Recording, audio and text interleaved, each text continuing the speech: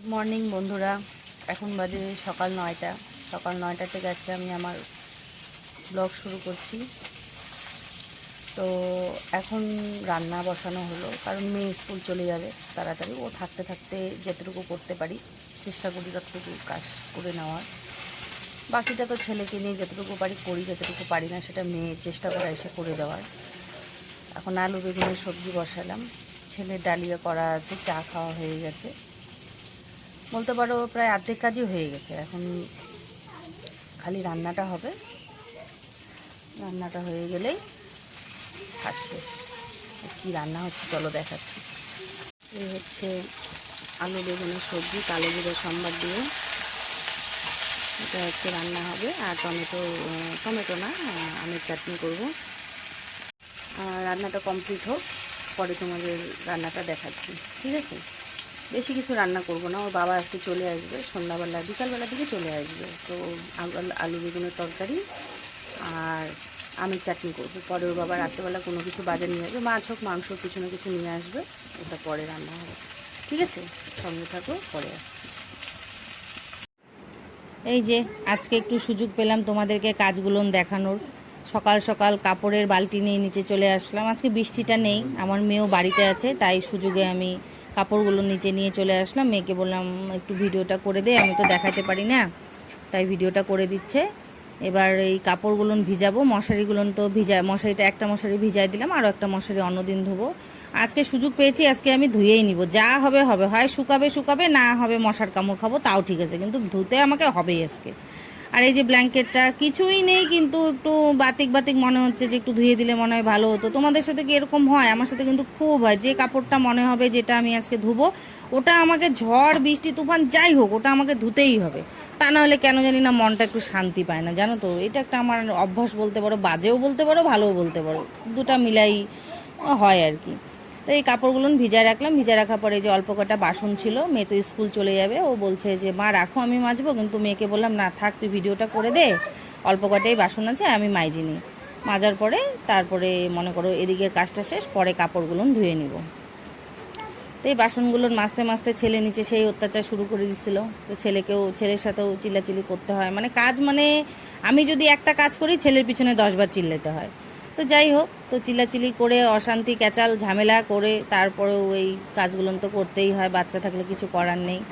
তো এইভাবে করে এই কাজগুলো করলাম, সারাদিন এভাবেই চলে। তোমরা সবাই কে কী করছো? সবার কাজ হলো? অনেকেই আছে সকাল সকাল কাজ করে, সারাদিন ভাবে সকাল সকাল কাজটা করে নেওয়া ভালো। তবে আবার আমার কি মনে হয় জানো, সকাল সকাল কাজটা শেষ করে দিলে সারাটা দিন বোরিং, ঠিক আছে? আমার অবশ্য ওরকম হয় না, কারণ ছোট বাচ্চা নিয়ে আমার সকালে কাজ শেষ হলেও সারাদিন চলতে থাকে রেলগাড়ির মতন, আর বেলা করে কাজ শেষ হলেও রেলগাড়ির মতন চলতে থাকে। এবার আমি চিন্তা করি যে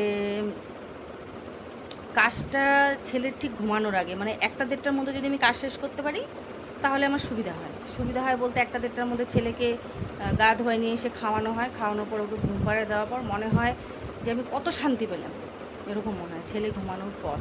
তো তোমাদেরও কি তাই মনে হয়? যাদের বাড়িতে ছোটো বাচ্চা আছে তো তারা জানাবে, হ্যাঁ? তো এখন সবাই কি করছো? নিশ্চয়ই নিজের সংসারের কাজ, কেমন বোকা কথা বলি বলো? নিজের সংসারেরই কাজ করছো, এই টাইমটাই ওরকম ব্যস্ততা জীবন। কারো বাড়ির লোক কাজে যাবে, চাকরি করে, ব্যবসা করে, তারা তো অনেকেই আছে সকালবেলা খাওয়া দাওয়া করে যায়, রান্নাবান্না সকালেই করতে হয়। তবে আমার বাড়িতে এরকম কিছু না, সকালবেলা হালকা চা নাস্তা হয়, তারপরে দুপুরবেলা একবারে খাওয়া, তারপরে সন্ধ্যাবেলা হালকা নাস্তা, আবার রাত্রিবেলা ভাত। সকালে রান্নার চ্যাপ্টারটা আমার বাড়িতে থাকে না, ঠিক আছে? সকালে রান্নার চ্যাপ্টার না থাকাতে মনে করো একটু সুস্থি, চা হলেই হয়ে যায়, ঠিক আছে? সঙ্গে থাকো, চলে আসছি। হলো আজকের রান্না, এটা আলু বেগুনের তরকারি, এটা শুটকি মাছের ভর্তা, আর এটা হলো আমের চাটনি। এতো এখন কাজ বাজ ছেড়ে উপরে আসলাম, ছেলেকে খাওয়াবো, ছেলেকে খাওয়ানোর পরে ঘুম পাড়াবো, ঘুম পাড়ানোর পরে আজকে ওর বাবা চলে আসবে, চলে আসার পর আজকে একসাথেই আমরা খাওয়া দাওয়া করব। খাওয়া দাওয়া হয়ে গেলে রেস্ট করব। তো তোমাদের সবার খাওয়া দাওয়া হলো? খাওয়া দাওয়া করো, রেস্ট করার সময় হয়ে গেল। আমার তো এখনও কাজই শেষ হলো না, কাজ শেষ হবে ছেলেকে খাওয়ানো হয়ে গেলেই বলতে পারো কাজ শেষ, ঠিক আছে? এখন পরে আসছি। ইভিনিং বন্ধুরা, তোমরা সবাই কি করছো? তোমাদের সবার চা খাওয়া হলো? আমাদের তো চা খাওয়া মানে চা তো আজকে জমে গেল বেশ। চাল ভাজা, ছোলা ভাজা, ওর বাবা আজকে আসলো, ছেলের জন্য কত কিছু খাবার। নাম তো ছেলের, খাওয়া তো সবার।